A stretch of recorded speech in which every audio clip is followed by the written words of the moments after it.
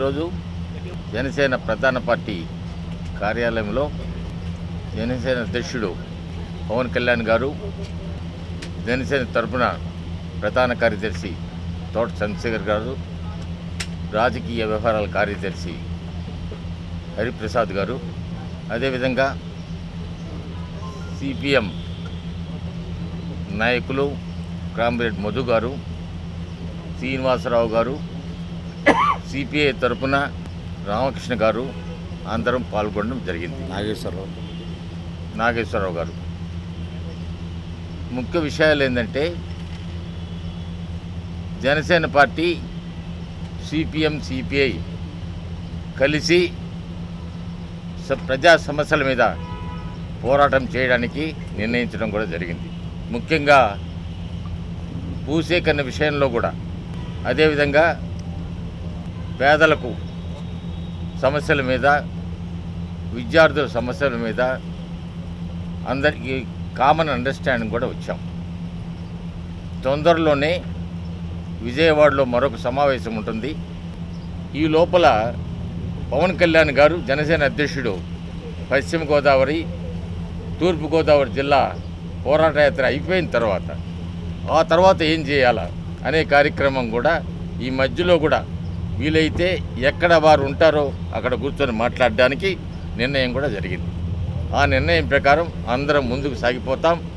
వామపక్ష పార్టీలతో కలిసి ఈ రాష్ట్రంలో ఒక పెద్ద ప్రత్యేక శక్తి కింద వచ్చేదానికి కూడా నిర్ణయం తీసుకోవడం జరిగింది. ఇప్పుడు కామ్రేడ్ మధు గారు మాట్లాడతారు. గత కొంతకాలంగా రాష్ట్రంలో సిపిఐ, సిపిఎం, జనసేన పార్టీలు ప్రజా సమస్యల మీద ఆందోళన చేస్తూ వస్తున్నాం. ఇప్పటిదాకా చేసినటువంటి ఆందోళనలన్నింటిని కూడా సమీక్ష చేశాం. భవిష్యత్తులో ఈ కార్యక్రమాన్ని ముందుకు తీసుకుపోవడం కోసం ఏం చేయాలనేటువంటి చర్చ కూడా ఈరోజు జరిగింది. రాష్ట్ర రాజకీయ పరిస్థితులను కూడా సమీక్ష చేశాం. రాష్ట్ర రాజకీయాల్లో తెలుగుదేశం వేగంగా బలహీనపడతా ఉంది. తీవ్రమైనటువంటి వ్యతిరేకత, అసంతృప్తి ప్రజల్లో వెల్లుబుకుతూ ఉంది. యువకులు తమకిచ్చినటువంటి ఏ ఒక్క వాగ్దానం అమలు జరపలేదని చెప్పేసి ఆందోళన వ్యక్తం చేస్తున్నారు. రైతులు, కార్మికులందరూ కూడా తీవ్రమైనటువంటి అసంతృప్తితో ఈరోజు తెలుగుదేశం పరిపాలనలో మాకు న్యాయం జరగలేదనేటువంటి భావం రోజులు గడిచే కొద్దీ బలపడతా ఉంది. వైఎస్ఆర్ కాంగ్రెస్ పార్టీ ప్రజా సమస్యల విషయంలో కానీ, ఈరోజు పెరుగుతున్నటువంటి ఈ అసంతృప్తిని కానీ సొమ్ము చేసుకోగలిగినటువంటి పరిస్థితులు లేదు. పవన్ కళ్యాణ్ గారు, సిపిఐ, సిపిఎం మేము కలిసి ఈ కాలంలో చేస్తున్నటువంటి కార్యక్రమాలకి ప్రజాస్పందన బాగా వ్యక్తం అవుతూ ఉంది. ఈ వ్యక్తం అవుతున్నటువంటి ఈ ప్రజాస్పందనని ముందుకు తీసుకుపోయేదానికోసం వారం రోజుల్లో విజయవాడలో సమావేశం జరిపి కార్యక్రమాన్ని ఖరారు చేయాలని చెప్పేసి అనుకోవడం జరిగింది. రాబోయే రోజుల్లో ప్రజా సమస్యల మీద పోరాటాన్ని ఉధృతం చేసేదానికోసం అవసరమైనటువంటి కార్యాచరణ పథకాన్ని జనసేన పార్టీ నాయకులు, సిపిఐ నాయకులు, సిపిఎం నాయకులు కలిసి ఉమ్మడిగా పత్రాన్ని తయారు చేయాలని చెప్పేసి కూడా ఈరోజు భావించడం జరిగింది. ఆ రకంగా రాష్ట్ర రాజకీయాల్లో ఒక బలమైన శక్తిగా ఈరోజు ఎదుగుతున్నటువంటి ఈ పరిణామాన్ని ముందుకు తీసుకుపోయే దానికోసం అవసరమైనటువంటి కార్యక్రమాన్ని వారం రోజుల్లో చేపడతామని చెప్పి సందర్భంగా తెలియజేస్తున్నాం. బలవంతపు భూసేకరణ రాష్ట్రంలో ఎక్కడ జరిగినా రైతుల పక్షాన నిలబడి అన్నిటికీ తెగబడి పోరాటం చేయాలని చెప్పేసి ఈరోజు నిర్ణయం చేయడం అనేటువంటి జరిగింది. అదే రకంగా యువకులకి ఇచ్చినటువంటి వాగ్దానాన్ని ఏ ఒక్క వాగ్దానం అమలు జరపలేదు. నోటిఫికేషన్స్, డిఎస్సి నోటిఫికేషన్ కానీ, ఇంకొకటి కానీ ఏ 1,02,05,000 ఉద్యోగాలు ఖాళీగా ఉన్నాయి రాష్ట్రంలో. 2,05,000 ఉద్యోగాలకి ఈరోజు ఇస్తాం నోటిఫికేషన్, రేపు ఇస్తాం నోటిఫికేషన్ వరుసగా చెప్పుకుంటూ వస్తున్నారు తప్ప ఒక్క నోటిఫికేషన్ కూడా విడుదల చేయలేదు తెలుగుదేశం ప్రభుత్వం. ఆ రకంగా ఉత్తత్త మాటలతో కాలక్షేపం చేస్తున్నటువంటి ఈ తెలుగుదేశం విధానాల్ని ఎదుర్కోవాలని చెప్పేసి భావించడం జరిగింది. ప్రత్యేక హోదా, విభజన హామీలు, గిరిజన యూనివర్సిటీ, అనంతపురం యూనివర్సిటీ, కడప ఉక్కు, రైల్వే జోను, ఈ సమస్యల మీద కూడా రాబోయే రోజుల్లో పోరాటాన్ని ఉధృతం చేసేదానికి ఈ వారం రోజుల్లోనే కార్యక్రమాన్ని చేపట్టాలని చెప్పేసి అనుకోవడం జరిగింది. నమస్కారాలు. ఇవాళ జనసేన పార్టీ కార్యాలయంలో ఉభయ కమ్యూనిస్ట్ పార్టీల నాయకులు పవన్ కళ్యాణ్ గారితోనూ జనసేన నాయకులతో కూడా సమావేశమై ఇటీవల కాలంలో రాష్ట్రంలో జరిగిన అనేక అంశాలపైన, రాజకీయ అంశాలపైన కూడా మేము చర్చించడం జరిగింది. అదేవిధంగా మీకు అందరికీ తెలుసు, గత అనేక మాసాలుగా ఉభయ కమ్యూనిస్ట్ పార్టీలు, జనసేన అనేక అంశాలపైన కలిసి పనిచేస్తూ ఉన్నాం. అనేక అంశాలపైన రాజకీయంగా చర్చ చేసుకుంటూ ఉన్నాం. అదేవిధంగా ఆయన విజయవాడలో కమ్యూనిస్ట్ పార్టీ కార్యాలయానికి వచ్చారు. మేము కూడా జనసేన పార్టీ కార్యాలయానికి వచ్చి అనేక అంశాలు చర్చించుకుంటూ ఉన్నాం. అయినా ముఖ్యమంత్రి చంద్రబాబు నాయుడు గారు మాత్రం ఆయన క్యాబినెట్ మంత్రులు, తెలుగుదేశం పార్టీ స్పోక్స్ పర్సన్స్ అందరూ కూడా పదే పదే పవన్ కళ్యాణ్ గారి పైన ఈయన నరేంద్ర మోడీ గారు చెప్పినట్లు చేస్తాడు, అక్కడి నుంచి వీళ్ళకి డైరెక్షన్స్ వస్తూ ఉన్నాయని చెప్పి ఒక తప్పుడు ప్రచారం చేస్తూ ఉన్నాడు. చంద్రబాబు నాయుడు గారికి బాగా తెలిసి ఉండాలి, రాజకీయంగా కనీస ఇంగిత జ్ఞానం ఉన్న ప్రతి ఒక్కరికి కూడా తెలుసు, భారతీయ జనతా పార్టీతో సంబంధాలు ఉన్న ఏ రాజకీయ పార్టీతో కూడా కమ్యూనిస్టులు కలిసి పనిచేయరు. కమ్యూనిస్టులతో కలిసి పనిచేసే ఏ వ్యక్తిని కూడా భారతీయ జనతా పార్టీ కానీ నరేంద్ర మోడీ కానీ ఎంకరేజ్ చేయరు. ఈ కనీస ఇంగిత జ్ఞానం ఎవరికి ఉన్నా సరే అలాంటి మాటలు మాట్లాడడం మానుకోవాలి. సాక్షాత్తు ముఖ్యమంత్రి గారే ఇలాంటి అవాస్తవాలు మాట్లాడుతూ ఉన్నా అంటే ప్రజలను తప్పుదో పట్టించడం తప్ప మరొకటి కానే కాదు. చంద్రబాబు నాయుడు గారు ఎంత పచ్చి అబద్ధాన్నైనా సరే దాన్ని వాస్తవంగా ప్రజలు నమ్మించడానికి ఆయన మాట్లాడతాడు. మీకు అందరికీ తెలుసు, ప్రత్యేక ప్యాకేజీ కేంద్ర ప్రభుత్వం ప్రకటించినప్పుడు దానికి వెల్కమ్ చెప్పడమే కాదు, సాక్షాత్తు అసెంబ్లీలో హర్షిస్తూ తీర్మానం చేశారు. కేంద్ర మంత్రులు సన్మానం చేశాడు. అదే చంద్రబాబు నాయుడు గారు ఇవాళ యూటర్న్ తీసుకొని నేను ప్యాకేజీకి ఏనాడు కూడా ఒప్పుకోలేదని చెప్తా ఉన్నాడు.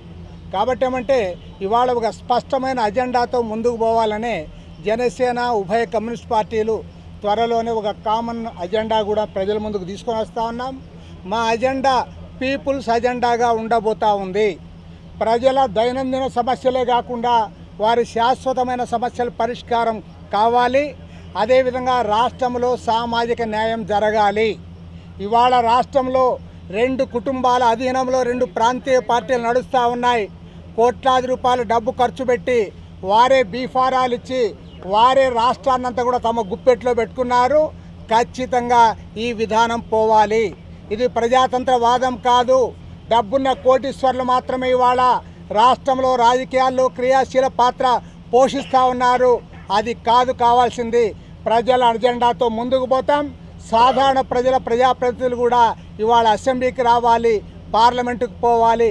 అలాంటి విధానంతో మేము ముందుకు పోతా ఉన్నాం. అదేవిధంగా ఇవాళ మా 3 పార్టీల సమావేశంలో విజయవాడ నగరంలో ఉన్న పౌర సమస్యలపైన ఈ 3 పార్టీల ఆధ్వర్యంలో క్షేత్రస్థాయిలో పెద్ద ఎత్తున ప్రజలను సమీకరించడానికి కూడా ఒక నిర్ణయం తీసుకోవడం జరుగుతుంది. ఆ రకంగా విజయవాడ నగరంలో ఉన్నటువంటి పౌరుల సమస్యలపైన ఒక ఉద్యమానికి కూడా మేము శ్రీకారం చుడతాం. ఖచ్చితంగా చెప్తా ఉన్నాం, రాష్ట్రంలో సామాజిక న్యాయం జరగాలి, ప్రాంతీయ అసమానతలు పోవాలి. ఇవాళ చంద్రబాబు నాయుడు గారు అనుసరిస్తున్న విధానాల ఫలితంగా అభివృద్ధి అంతా ఒక ప్రాంతంలో కేంద్రీకృతం అవుతుంది. వెనుకబడిన ప్రాంతాలన్నీ కూడా వెనుకబడిన ప్రాంతాలుగా, కరువు ప్రాంతాలుగా మిగిలిపోతూ ఉన్నాయి. కాబట్టి ఆ ప్రాంతాల్లో తీవ్రమైన అసంతృప్తి ఉంది. కాబట్టి ప్రాంతీయ అసమానతలు పోవాలి, రాష్ట్ర సమగ్రాభివృద్ధి జరగాలి, సామాజిక న్యాయం జరగాలి. ఈ అంశాలను పైన మా అజెండా ఉంటుంది. అదేవిధంగా ఆర్థికంగా వెనుకబడిన వర్గాల వారు ఎవరైతే ఉన్నారో అగ్ర కులాల్లో ఉన్న పేదల గురించి కూడా ఇవాళ మేము ఆలోచిస్తూ ఉన్నాం. అందరినీ కూడా కలిసికట్టుగా ముందుకు తీసుకుపోయే పద్ధతుల్లో మా అజెండా ఉంటుంది. ఆ అజెండా తయారైన తర్వాత విజయవాడలో ప్రజల ముందుంచి రాష్ట్రంలో ఉన్న 13 జిల్లాల్లో కూడా ఈ అజెండాను తీసుకువెళ్ళి రాబోయే రోజుల్లో ఒక ప్రజా ప్రత్యామ్నాయాన్ని ప్రజల ముందుకు తీసుకురావడానికి కూడా ప్రయత్నం చేస్తూ ఉన్నాం. అందరూ కూడా సహకరించాల్సిందిగా మీ ద్వారా ప్రజానీకానికి కూడా విజ్ఞప్తి చేస్తూ ఉన్నాం. సార్ వచ్చే ఎన్నికల్లో కలిసి పోటీ చేద్దామని అనుకుంటున్నారు సార్, ప్రజల్లోకి వెళ్ళలేకపోతున్నారు. ఇంకా వెనకబడు వాళ్ళిద్దరితో పోల్చుకుంటే మీది ఫ్రీడమ్ లేకపోవడం కారణమే. ఇప్పుడు ముఖ్యంగా 3 జిల్లాల్లో పవన్ కళ్యాణ్ గారు అక్కడ తిరిగిన తర్వాత ఇవాళ ఖచ్చితంగా ఉత్తరాంధ్ర ప్రాంతంలో తీవ్రమైన మార్పులు చోటు చేసుకున్నాయి. అదేవిధంగా ఉభయ గోదావరి జిల్లాల్లో కూడా పవన్ కళ్యాణ్ గారు తిరగబోతూ ఉన్నారు. ఉభయ కమ్యూనిస్ట్ పార్టీల తరఫున ఇప్పటికే వివిధ ప్రధానమైన ప్రాంతాల్లో సదస్సులు ఏర్పాటు చేశాం. ఆగస్టు 20 తర్వాత 13 జిల్లాల్లో 175 అసెంబ్లీ నియోజకవర్గాలు కూడా కవర్ చేస్తూ ఉభయ కమ్యూనిస్ట్ పార్టీల నాయకత్వాన బస్సు యాత్ర కూడా చేపట్టబోతా ఉన్నాం. అదేవిధంగా సెప్టెంబర్ 15వ తేదీ నాడు విజయవాడ నగరంలో భారీ ఎత్తున జన సమీకరణ చేసి ర్యాలీ కూడా చేపట్టబోతా ఉన్నాం. ఖచ్చితంగా పూర్తిగా స్పీడప్ అవుతా ఉన్నాం. ఇంతవరకు క్షేత్రస్థాయిలో సమస్యలపైన పోరాటాలు చేశాం. మేము సగర్వంగా చెప్పగలం, రాష్ట్రానికి ప్రత్యేక హోదా ఇవ్వాలి, విభజన హామీల అమలు చేయాలని ముందు నుంచి కూడా పోరాడింది వామపక్షాలే. అదేవిధంగా ఆ రోజు ప్యాకేజీ పాచిపోయిన లడ్డూలని స్పష్టంగా ప్రకటించిన పార్టీ జనసేన అధినేత పవన్ కళ్యాణ్ గారే. కాబట్టి ఇవాళ రాష్ట్రంలో స్పీడప్ చేస్తూ ఉన్నాం. ఖచ్చితంగా మీరే చూస్తారు, సెప్టెంబర్ నెలాఖరు కల్లా రాష్ట్రంలో నిజమైన ప్రజల అజెండాను ముందుకు తీసుకుపోతున్న పార్టీలు వీళ్ళే అని మీ ద్వారానే చెప్పిస్తాం. ఆ రకంగా మేము ముందుకు పోతాం. ఏపీలో కాపు రిజర్వేషన్ పైన పెద్ద ఎత్తున చర్చ జరుగుతుంది. మీ స్టాండ్ ఏంటి? మీ 2 పార్టీల స్టాండ్ ఏంటి? అవన్నిటిపైనే మేము ఇప్పుడు విజయవాడలో మీటింగ్ చేస్తున్నాం.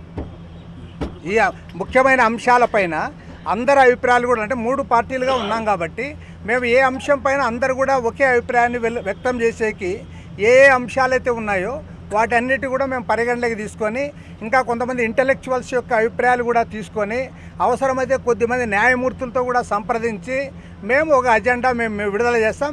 దానిపైన ఫ్రీ డిస్కషన్ కూడా మేము అనుమతిస్తాం. Thank you.